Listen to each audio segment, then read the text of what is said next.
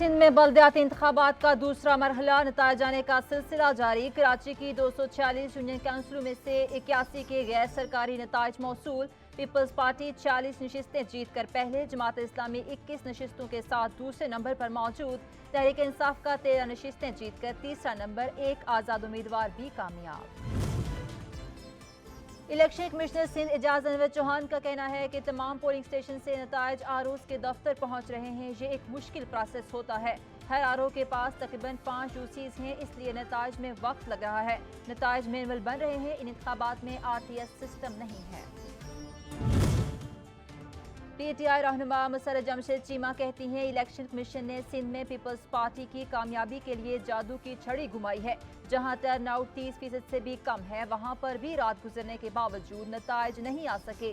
कई घंटे पहले ही पाकिस्तान पीपल्स पार्टी की कामयाबी की खबरें चलवा दी गईं। इस्लामाबाद हाई कोर्ट ने इस्लामाबाद की अपनी कानून साज असम्बली के क़याम की दरख्वास्त पर विफाक और अटॉर्नी जनरल को नोटिस जारी कर दिए। विफाक से जवाब मांग लिया। अटॉर्नी जनरल को मुआवनत के लिए 27 मार्च को तलब कर लिया गया।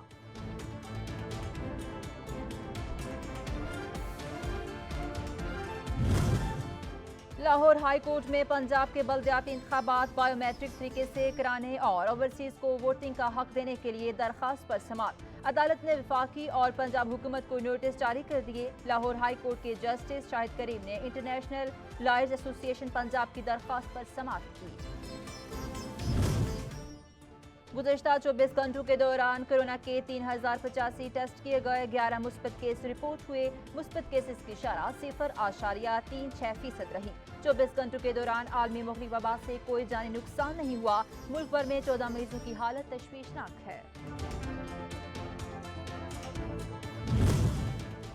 डॉलर की उड़ान का सिलसिला जारी, रुपए पर जवाल आने लगा। कारोबारी हफ्ते के आगाज पर ही इंटरबैंक में डॉलर मजीद महंगा हो गया।